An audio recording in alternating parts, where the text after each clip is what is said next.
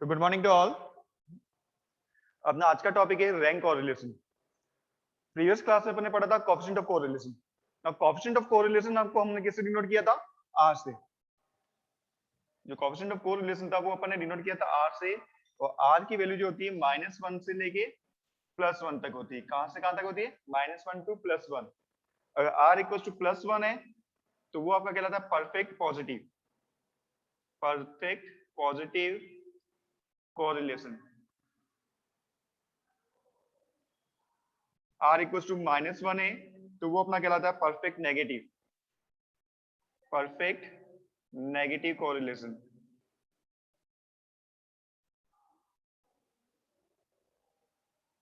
और अगर आर 0 है तो वो कहलाता है नो कोरिलेशन। तो प्रीवियस क्लास में अपने कोएफिशिएंट ऑफ कोरिलेशन के बारे में पढ़ा था, जो -1 से +1 के बीच में रह रहा है। और कोएफिशिएंट ऑफ कोरिलेशन क्या बताता है? जो दो वेरिएबल्स आपने लिए हैं एक्स और वाई, वो एक दूसरे से रिलेटेड है या नहीं। और एक दूसरे से रिलेटेड है तो किस तरह से रिलेटेड है? पॉजिटिव कोरिलेटेड है या नेगेटिव कोरिलेटेड है? अगर आर की वैल्यू प्लस में आ रही है तो पॉजिटिव कोरिलेटेड है। इट मींस एक वेरिएबल इंक्रीज हो रहा है तो उसके रेस्पेक्ट में दूसरा भी इंक्रीज होगा, या वो डिक्रीज होगा तो दूसरा वेरिएबल भी अपना डिक्रीज होगा। बट अगर नेगेटिव कोरिलेशन है तो दोनों का डायरेक्शन अपोजिट हो जाएगा। अगर एक इंक्रीज होगा तो दूसरा डिक्रीज हो रहा है, और दूसरा अगर इंक्रीज हो रहा है तो पहला वाला डिक्रीज हो जाएगा। बट बहुत सी बार जो अपन डेटा दे रखा है वो क्वांटिटेटिव नहीं होता है, नंबर में नहीं है सपोज, या उसका जो नंबरिंग का सिस्टम है उनका बेस सेम नहीं है। अगर बेस अलग अलग है या नंबरिंग सिस्टम में नहीं है आपका डेटा, तो उस केस में कोएफिशिएंट ऑफ कोरिलेशन में प्रॉब्लम आएगी, क्योंकि जो आर की वैल्यू है वो तो न्यूमेरिकल वैल्यूज पे ही काम करती है। जो आर की वैल्यू है वो आपको जो भी डेटा न्यूमेरिकल दे रखा होगा उसी पे अपन coefficient of correlation find out कर सकते हैं। बट अगर डेटा आपका ग्रेड्स में दे रखा है, जैसे ए प्लस प्लस, बी प्लस, तो वहां अपन कोएफिशिएंट ऑफ कोरिलेशन नहीं निकाल सकते। क्वांटिटी की जगह अगर क्वालिटी दे रखी है, गुड, बैड, बेटर, रोस्ट, तो उस केस में भी अपन कोएफिशिएंट ऑफ कोरिलेशन डायरेक्टली नहीं निकाल सकते। तो इस चीज को सॉल्व करने के लिए स्पीयरमैन साइंटिस्ट का नाम है, और उसने एक न्यू कोएफिशिएंट ऑफ कोरिलेशन निकाला जिसे बोला जाता है रैंक कोरिलेशन कोएफिशिएंट। क्या बोला जाता है? Rank correlation coefficient. और ये आपका न्यूमेरिक डेटा और नॉन न्यूमेरिक डेटा दोनों पे ही वर्क करता है, क्योंकि ये जो भी डेटा आपको गिवन होगा उसको एक पर्टिकुलर रैंक गिवन करेगा। अपन रैंक तो निकालते हैं जब अपन हाईएस्ट मार्क्स जिसकी भी आते हैं वो फर्स्ट रैंक वाला हो जाता है, उसके बाद लोएस्ट डिग्री पे चलते जाते हैं, सेकंड, थर्ड, फोर्थ, फिफ्थ। उसी तरीके से जिसकी भी हाईएस्ट ग्रेड होगी या हाईएस्ट जो भी अपना जो सिस्टम रखा जिसमें हाईएस्ट जो भी क्वालिफिकेशन रखी है, अगर जिसकी भी हाईएस्ट होगी उसको फर्स्ट रैंक दे देंगे। उसके बाद डिक्रीजिंग ऑर्डर में चलते जाएंगे। तो स्पीयरमैन ने जो कोएफिशिएंट ऑफ कोरिलेशन निकाला उसको डिनोट किया गया है रो से। ठीक है, अपना Karl Pearson coefficient of correlation था, आर से डिनोट कर रहे थे। पर स्पीयरमैन ने जो कोएफिशिएंट ऑफ कोरिलेशन निकाला उसको रो से डिनोट किया गया है, और रो इक्वल्स टू आपका है 1 - 6 summation of di square upon n square -1। ये है अपना स्पीयरमैन्स रैंक कोरिलेशन कोएफिशिएंट। ठीक है, प्रॉपर्टी तो सेम वही रहेगी जो आर की थी, -1 से +1 के बीच में ही आपका कोएफिशिएंट ऑफ कोरिलेशन लाई करता है। यहाँ di जो है वो डिनोट कर रहा है difference of rank. The rank of x, अगर x और y वेरिएबल अपने पास है तो डिफरेंस ऑफ रैंक क्या हो जाएगा? Rank of xi minus rank of y। ये किसी भी ऑर्डर में रहो कोई इफेक्ट नहीं पड़ेगा, चाहे आप x में से y माइनस करो या y में से x, क्योंकि स्क्वायर ले रहे हैं, डिफरेंस के स्क्वायर का सम है, तो यहाँ ऑर्डर का कोई इफेक्ट नहीं पड़ेगा। ये फॉर्मूला कब यूज करना है? For non repeated rank. ये फॉर्मूला अपना यूज करना है फॉर नॉन रिपीटेड रैंक। जब रैंक आपकी रिपीट नहीं है उस केस में हमें ये फॉर्मूला आपको यूज करना है। बट अगर आपकी रैंक रिपीट हो जाती है, if the rank is repeated, the rank is repeated, then we have to add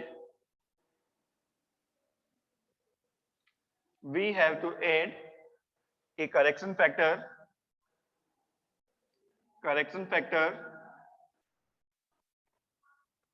in summation of di square for each repeated rank. जितनी भी बार आपकी रैंक रिपीट हो रही है, अगर जब भी आपकी रैंक रिपीट हो जाएगी तो आपका फॉर्मूला चेंज हो जाएगा। ये फॉर्मूला हमें यूज नहीं करना है। हमें हर एक रिपीटेड रैंक के लिए correction factor summation of D square यानी इसके साथ आपको ऐड करना है, और करेक्शन फैक्टर आपका हो जाएगा m स्क्वायर माइनस 1/12, जहां m डिनोट कर रहा है number of time the rank is repeated.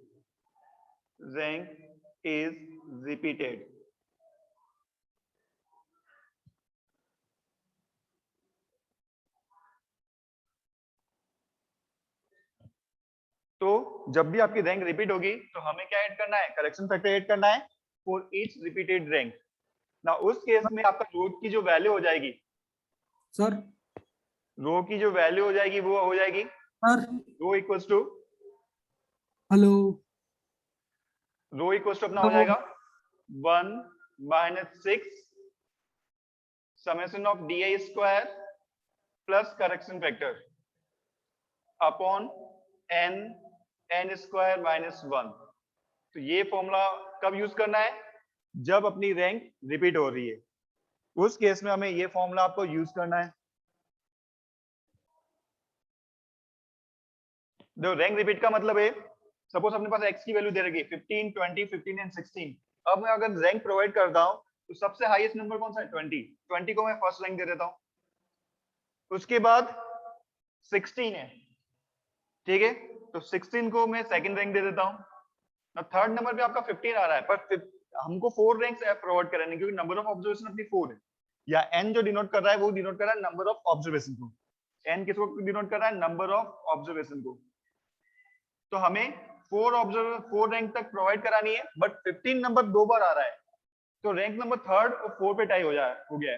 तो मैं एक को 3 और एक को 4 तो नहीं दे सकता, दोनों को सेम रैंक ही देंगे। तो जिस भी पोजीशन पे आपकी टाई होगी, उस पोजीशन पे आपको हमें क्या करना है, सेम रैंक एवरेज रैंक देनी है। 3 और 4 की रैंक, 3 और 4 का एवरेज कितना हो गया, 3.5। तो जब भी रैंक देखो 15 नंबर सेम था, 3rd और 4th पोजीशन पे टाई था, इसलिए अपने रैंक रिपीट कर दी 3.5। तो ये है आपका रिपीटेड रैंक का केस। और जब भी रैंक रिपीट होगी हमें करेक्शन फैक्टर 8 करना पड़ेगा फॉर ईच रिपीटेड रैंक। तो अपना नेक्स्ट न्यूमेरिकल है question number first, obtain the rank correlation coefficient for the following data. यहाँ पे x की वैल्यू दे रखी है 85, 74, 85, 50, 65, 78, 74, 60, 74 एंड 90, और करस्पॉन्डिंग y की वैल्यू दे रखी है 78, 91, 78, 58, 60, 72, 80, 55, 68 और 70। अब अगर देखो न्यूमेरिकल में गिवन नहीं होता कि रैंक कोरिलेशन कोएफिशिएंट से आपको कैलकुलेट करनी है, सिर्फ कोएफिशिएंट ऑफ कोरिलेशन आता तो अपन को कार्ल पियर्सन यूज करना है। ओनली कोएफिशिएंट ऑफ कोरिलेशन आता तो हमें Karl Pearson coefficient of correlation ही यूज करना है, जब तक लिखा हुआ नहीं हो कि using the rank correlation coefficient, हमें ये यूज नहीं करना है। या आपका डेटा क्वांटिटी की जगह क्वालिटी में हो, उस केस में आपको रैंक कोरिलेशन यूज करना है। तो अभी यहाँ आपका गिवन है calculate the rank correlation coefficient. तो सबसे पहले हमें क्या फाइंड आउट करनी पड़ेगी, रैंक्स फाइंड आउट करनी पड़ेगी। तो रैंक्स ऑफ x और रैंक ऑफ y हमें कैलकुलेट करनी है यहां से ना। सबसे पहले x की रैंक कैलकुलेट कर लेते हैं। x में सबसे हाईएस्ट नंबर है अपना 90, सबसे हाईएस्ट नंबर 90 है, तो 90 को फर्स्ट रैंक दे देंगे। और रैंक अपन बचपन से ही निकालते आ रहे हैं, किस तरह से रैंक मिलती है, सबसे हाईएस्ट को फर्स्ट रैंक देनी है। तो 90 को अपन ने फर्स्ट रैंक दे दी। 90 के बाद आपका आ रहा है 85। नाउ 85 जो है आपका रिपीट हो रहा है, 85 हमारा रिपीट हो रहा है सेकंड एंड थर्ड पोजीशंस पे। किस पे रिपीट हो रहा है, सेकंड और थर्ड, और 2 और 3 का एवरेज कितना आ जाएगा 2.5। तो 85 को हम दे देंगे 2.5, कितना दे देंगे 2.5। ना 85 के बाद आपका आता है 78। कहां तक चली गई रैंक? 3 तक चली गई है। ठीक है, 85 के बाद अपना आ रहा है 78 और 78 को हम दे देंगे 4th रैंक, क्योंकि 3 तक अपन प्रोवाइड कर चुके हैं। देन 78 के बाद अपना नंबर आ रहा है 74। अब 74 टाई हो रहा है 5th, 6th और 7th पोजीशन पे। 5, 6 और 7 का एवरेज कितना होता है? 5, 6 और 7 का एवरेज 6, तो तीनों को 6 रैंक मिल जाएगी। 74 के बाद 74 के बाद अपना आ जाता है 65। 7 तक अपन रैंक यूज कर सकते हैं, तो 65 को मिल जाएगी 8th रैंक। 65 के बाद अपना आ जाता है 60। 60 को मिल जाएगी 9th रैंक और देन 50 को मिल जाएगी 10th rank. Total number of observation भी अपनी 10 ही है, 1 2 3 4 5 6 7 8 9 10। तो ये आपकी होगी रैंक ऑफ एक्स। नाउ इस रैंक ऑफ एक्स में कोई प्रॉब्लम किसी को? हमें रैंक ऑफ वाई कैलकुलेट करनी है। तो रैंक ऑफ वाई कितना हो जाएगा? हाईएस्ट 91। 91 को फर्स्ट रैंक दे दिया। 91 के बाद अपना जा रहा है 80। 80 को मिल जाएगा सेकंड रैंक। 80 के बाद अपना आ रहा है 78। अब 78 दो सेकंड रैंक तक अपन दे चुके हैं, तो 78 थर्ड और फोर्थ पोजीशन पे टाई हो रहा है। किस पे टाई हो रहा है? Third and fourth position. और थर्ड और फोर्थ का एवरेज कितना हो गया? 3.5। तो इन दोनों को अपन 3.5 अलॉट कर देंगे। नाउ 78 के बाद नेक्स्ट आपका आता है 72। 72 को दे देंगे 4 तक हो चुकी रैंक, या आपकी 5th रैंक आ जाएगी। देन 72 के बाद 76 रैंक, 68 7th रैंक, 68 के बाद 68 रैंक, 58 9th रैंक और 55 10th रैंक। तो ये आपकी होगी rank of X and rank of Y. ठीक है, एक्स और वाई की रैंक। अब क्या चाहिए हमें? फॉर्मूला कौन सा लगेगा यहाँ पे? क्योंकि रैंक रिपीट हो रही है, तो करेक्शन फैक्टर के साथ आपका फॉर्मूला यूज करेंगे। तो रैंक का फॉर्मूला हो जाएगा, the rank correlation coefficient is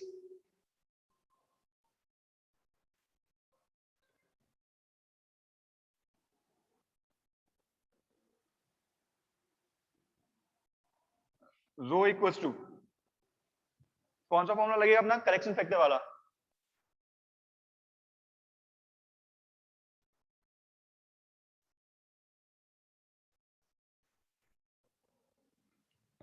तो रो इक्वल्स टू अपना हो जाएगा 1 - 6 summation of D square plus correction factor. D square के साथ अपना करेक्शन फैक्टर ऐड होगा अपॉन n स्क्वायर माइनस 1। अब बहुत सारे स्टूडेंट गलती क्या करते हैं, जो n स्क्वायर माइनस 1 है वो पूरे में डिवाइड कर देते हैं। 1 में डिवाइड नहीं है वो denominator, only 6 summation D square के साथ है। n स्क्वायर माइनस 1 सभी क्या करते हैं, पूरे के साथ डिवाइड कर देते हैं, तो कैलकुलेशन मिस्टेक आएगी वहां पे। तो इसका याद रखना कि n स्क्वायर माइनस 1 जो है वो आपका ओनली इस फैक्टर के साथ डिवाइड में है ना। हमें चाहिए डी स्क्वायर। डी स्क्वायर है rank of X minus rank of Y. तो सबसे पहले डी निकाल लेते हैं। D rank of X minus rank of Y, calculate कर लो। एक्स और वाई की रैंक का minus 2.5 minus 3.5 minus 1, 6 minus 1 5, 2.5 minus 3.5 minus 1, 10 minus 9 1, 8 minus 8 0, 4 minus 5 minus 1, 6 minus 2 4, 9 minus 10 minus 1, 6 minus 7 minus 1 and 1 minus 6 minus 5। तो D square अपना क्या हो जाएगा? स्क्वायर कर दो वैल्यूज को, -1 का स्क्वायर प्लस 1, 25 1 1 0 1 16 1 1 एंड 25, इन सभी को ऐड कर दो। ये आपका हो गया 25 प्लस 25 50 प्लस 16 66 67 68 69 70 71 एंड 72। तो टोटल सम कितना आ गया अपना 72। ये तो वैल्यू आई है समेशन ऑफ डी स्क्वायर की।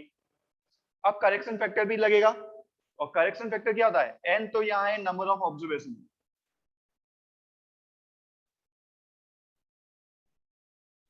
जो है अपना 10।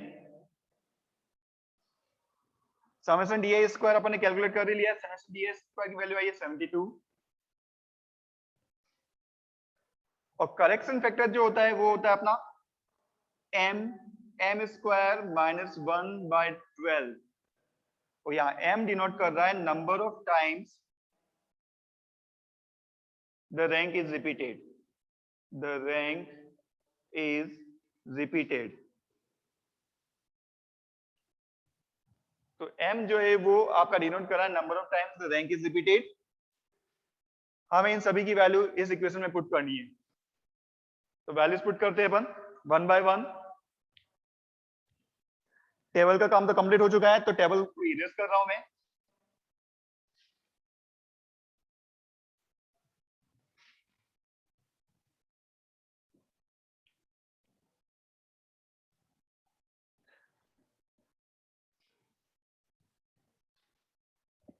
तो रो इक्वल टू अपना हो जाएगा rho equal to 1 minus 6 summation D square की वैल्यू आई है 72 प्लस करेक्शन फैक्टर आपने 3 रैंक रिपीट हुई थी, ठीक है। 2.5 अपना 2 टाइम्स रिपीट हुआ था, 3.5 भी 2 टाइम्स रिपीट हुआ था, और 6 जो है वो 3 टाइम्स रिपीट हुआ था। तो सबसे पहले करेक्शन फैक्टर 2.5 के लिए आएगा m equal to 2 square minus 1/12। ठीक है, टेबल मैंने इरेज कर ली। टेबल के अंदर था अपना जो 2.5 है वो 2 बार रिपीट हुआ था, फिर 3.5 भी आपका 2 बार रिपीट हुआ है, तो उसके लिए आ जाएगा 2 स्क्वायर माइनस 1। दोनों ही x और y में जितनी भी रैंक रिपीट हुई है उन सभी के लिए आपको करेक्शन फैक्टर ऐड करना है। और तीसरी रैंक रिपीट हुई थी 6 3 टाइम्स, तो वो अपना हो जाएगा 3 स्क्वायर माइनस 1/12 अपॉन n अपना है number of observation 10 square minus 1। तो ये आपका आ गया 1 minus 6 72 plus 2 square 4 minus 1 3 into 2 6 and 6/12 half, ये भी अपना हाफ हो गया। 3 स्क्वायर 9 माइनस 1 8 8 इंटू 3 24/12 2 100 माइनस 1 99। तो 1 माइनस 6 72 प्लस 3, ये हो गया 75 अपॉन 10 इंटू 99। ना 5 से ये जा रहा है 2 टाइम्स और ये जा रहा है 15 टाइम्स। 2 से 6 गया अपना 3 टाइम्स और 3 से 99 चला जाएगा 33 टाइम्स। तो 1 माइनस 15 अपॉन 33 क्या आ रहा है अपना 1 माइनस 15 अपॉन 33, जिसे अपन लिख सकते हैं 33 माइनस 15 18/33। ठीक है, 18/33, और इसकी अप्रोक्सीमेट वैल्यू हो जाएगी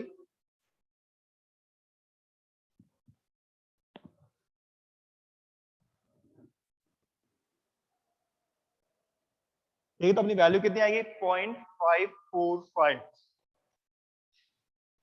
जो 1 से लेस है। जब वैल्यू आपकी -1 से +1 के बीच ही होनी चाहिए, उससे बाहर है तो कैलकुलेशन मिस्टेक है। तो ये था अपना फर्स्ट न्यूमेरिकल रैंक कोरिलेशन का। ना यहाँ कोई प्रॉब्लम किसी को? तो क्वेश्चन नंबर सेकंड है अपना, और ये रैंक कोरिलेशन का सबसे इंपॉर्टेंट न्यूमेरिकल है। हमें दे रखा है the 10 competitors in A beauty contest got marks by the 3 different जजेस।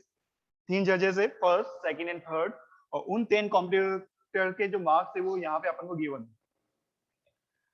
use rank correlation to discuss which pair of judges have the nearest approach to the common test in beauty। हमें वो pair find out करना है जिनकी सोच मिलती हो, ठीक है। तो वो तीनों में से हमें वो पेयर आइडेंटिफाई करना है जिनकी सोच अपनी क्या हो मिलती हो, उसी पेयर को हमें यहाँ पे आइडेंटिफाई करना है। तो यहाँ कौन सा कोएफिशिएंट ऑफ कोरिलेशन निकालना है, रैंक कोरिलेशन कोएफिशिएंट। तो तीनों जजेस के पेयर बनाने पड़ेंगे, एक को x ले लेते हैं, दूसरे को y ले लेंगे हम, और तीसरे को जेड ले लेंगे। वैसे तो ऑलरेडी ये नंबर रैंक के फॉर्म में ही है, बट चाहो तो इनकी रैंक वापस से भी कैलकुलेट कर सकते हो। जो हाईएस्ट मार्क्स है उसको फर्स्ट रैंक, 10 को फर्स्ट, 9 को सेकंड, ऐसे कंटिन्यूस करके इसके रैंक निकाल देंगे। तो एक्स वाई जेड हमें कितने रैंक कोरिलेशन कोएफिशिएंट कैलकुलेट करने हैं? यहाँ पे 3, एक्स और वाई के बीच में, वाई और जेड के बीच में, और जेड और एक्स के बीच में। तो यहाँ हम 3 rank coefficient of correlation calculate करेंगे। तो यहाँ हमें 3 पेयर्स निकालने हैं कोएफिशिएंट ऑफ कोरिलेशन के, या rank of coefficient of correlation के, और जिनका सबसे नियरेस्ट होगा, जिनका कोएफिशिएंट ऑफ कोरिलेशन सबसे हाईएस्ट होगा, वो बेस्ट पेयर ऑफ जजेस होगा। जिसका भी coefficient of correlation, rank correlation coefficient सबसे हाईएस्ट होगा, वो पेयर बेस्ट होगा। तो 1 बाय 1 अपने 3 जजेस तो 3 पेयर्स बन जाएंगे, एक्स वाई, वाई जेड और जेड एक्स। तो सबसे पहले अपन रैंक निकाल लेते हैं, rank of x. Now x में हाईएस्ट नंबर कौन सा? 10, इसको फर्स्ट रैंक दे दी। 9 उसको सेकंड रैंक दे दी। 8 थर्ड, 7 को 4, 6 को 5, 5 को 6, 4 को 7, 3 को 8, 2 को 9 और 1 को 10। ये तो होगी एक्स की रैंक। ऐसे रैंक ऑफ वाई निकालेंगे। Highest 10 first rank, 9 second rank, 8 third rank, 7 fourth rank, 6 fifth rank, 5th 6th 4th 7th rank, 3 8 2 को 9 और 1 को 10th रैंक मिल गई। ऐसे रैंक ऑफ वाई निकाल लो, रैंक ऑफ जेड निकाल लो। हाईएस्ट रैंक कौन सी होगी? 10।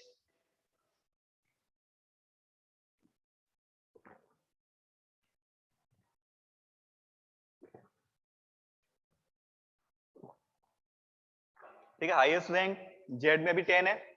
10 को फर्स्ट, 10 के बाद 9 सेकंड, 8 थर्ड, 7 को 4, 6 को फिफ्थ, 5 को 6, 4 को 7, 3 को 8, 2 को 9 और 1 को 10। तो ये तो हो गई अपनी रैंक्स।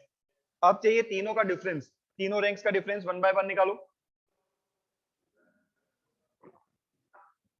सबसे पहले डिफरेंस ऑफ एक्स वाई, उसे मैं डी एक्स वाई लिख देता हूं। ये रैंक एक्स और वाई का डिफरेंस है। एक्स और वाई का डिफरेंस निकालो। 10 10 माइनस 8 कितना हो गया? 2। 5 minus 6 minus 1, 6 minus 3 3, 1 minus 7 minus 6, 8 minus 4 4, 9 minus 1 8, 7 minus 9 minus 2, 2 minus 10 minus 8, 4 minus 5 minus 1, 3 minus 2 1। इसका स्क्वायर कर लो, dx y का स्क्वायर 4 1 9 36 16 64 4 64 1 1। सम चेक करो कितना आ रहा है? 64 और 36 तो अपना हो गया 100, 120 120 और 64 अपना हो गया 184, 186, 190 और 10 200। कितना आ रहा था इसका? 200 आ रहा है रैंक्स का डिफरेंस। तो कोएफिशिएंट ऑफ कोरिलेशन क्या था? कौन सा रही है? Non repeated rank. रैंक कोई भी रिपीट नहीं हो रही है, तो रो जो होगा वो डायरेक्टली हो जाएगा 1 minus 6 summation of D X Y का स्क्वायर। ये किसके बीच में है?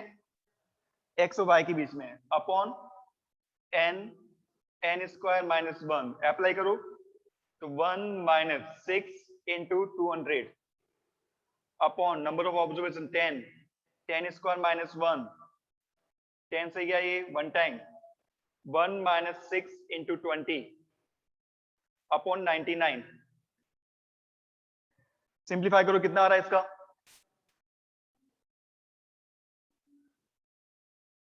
तो वैल्यू कितनी आ रही है? 0.212। ये तो आपके होगी एक्स और वाई पेयर जो है जजेस का, उनके बीच की रैंक। तो रो एक्स वाई कितना हो गया? रो एक्स वाई अपना हो गया,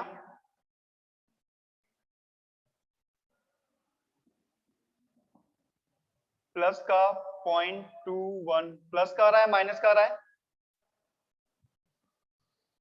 प्लस 0.2121। नाउ फिर अपन निकालते हैं y और z के बीच में, किसका निकालते हैं y और z, तो y सर और z के लिए माइनस में फॉर्मूला आ हो रहा है, जाएगा, माइनस है, -0.2121। माइनस है ना, वही मुझे लग रहा था माइनस है, -0.2121 माइनस का है वो, माइनस एक्स वाई के बीच में जो आ रहा है कोएफिशिएंट ऑफ कोरिलेशन वो माइनस का आ रहा है 0.2121, क्योंकि डिफरेंस जो था रैंक का बहुत ज्यादा था, तो जब डिफरेंस ज्यादा होगा मतलब दोनों के बीच में जो कोएफिशिएंट ऑफ कोरिलेशन है वो नेगेटिव है, अपोजिट जा रहे हैं। अब अपन y और z का निकाल लेते हैं, dy z की वैल्यू, डिफरेंस ऑफ y और z, 8 - 5 3, 6 - 7 -1, 3 - 2 1, 7 - 3 4, 4 - 10 6, 1 - 9 8, 9 - 8 1, 10 - 1 9, 5 - 6 -1, 2 - 4 -2, स्क्वायर 9 1 1 16 36 64 1 81 1 and 4, इसका सम करूं,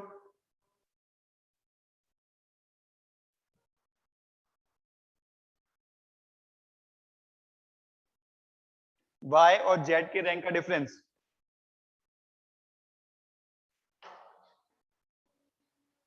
टू 214 कितना आ रहा है 214।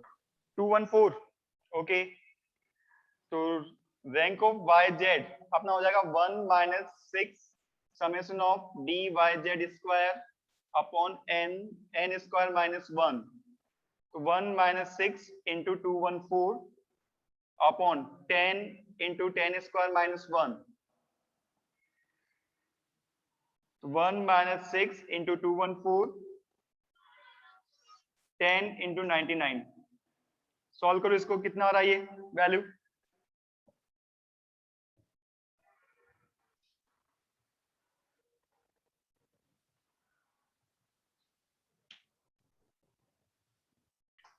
-0.2969। तो सेकंड अपना रैंक ऑफ वाईजेड कितना आ गया माइनस का 0.2969, ये भी अपोजिट जा रहा है, rank of YZ -0.2969, again negative correlation है दोनों के बीच में।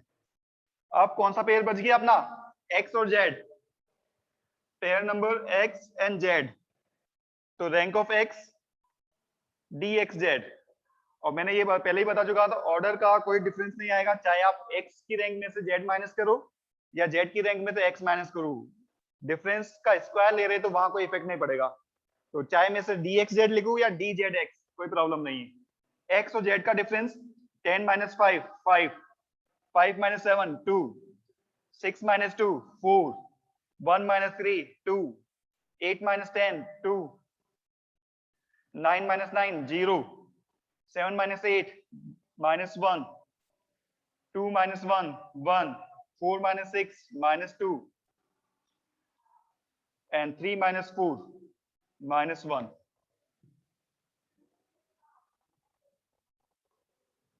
स्क्वायर करो, dxz स्क्वायर 25 4 16 4 4 0 1 1 4 and 1, इसे ऐड करो,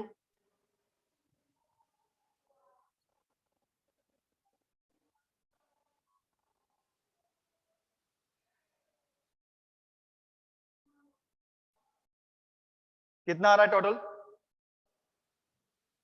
60। तो अपना rho of rank correlation of X Z हो जाएगा 1 - 6 summation of D X Z square n square -1, n जो है वो है अपनी number of observation, 1 - 6 summation dx z square आया 60 एंड ऑब्जर्वेशन है 10 n स्क्वायर 10 का स्क्वायर माइनस 1 10 से 60 कैंसिल आउट हो गया 1 माइनस 36 और 10 स्क्वायर माइनस 1 आपका हो गया 99 इसको निकालो क्या आ रहा है 1 माइनस 36 अपॉन 99 0.6363 0.63 63 63 तो ये अपना आ रहा है 0.6363 तो रैंक ऑफ एक्स जेड कितना हो गया 0.6363 तो ये तीनों पेयर्स का कोएफिशिएंट ऑफ कोरिलेशन आ गया अब तीनों में सबसे हाईएस्ट कौन सा दे रहा pair X Y Y Z और जेड एक्स तीनों में से सबसे हाईएस्ट कोएफिशिएंट ऑफ कोरिलेशन किसका है ZX जेड एक्स का यानी जज नंबर 1 एंड थर्ड तो जज 1 and third has the best pair sir तीनों निकालना पड़ेंगे सर। ते जज 1 और थर्ड जो है बेस्ट पेयर का मतलब उनकी जो थिंकिंग है वो सेम है ठीक है थैंक यू इसके बाद का टॉपिक जो है अपना कर्व फिटिंग वो अपन नेक्स्ट लेक्चर से स्टार्ट करेंगे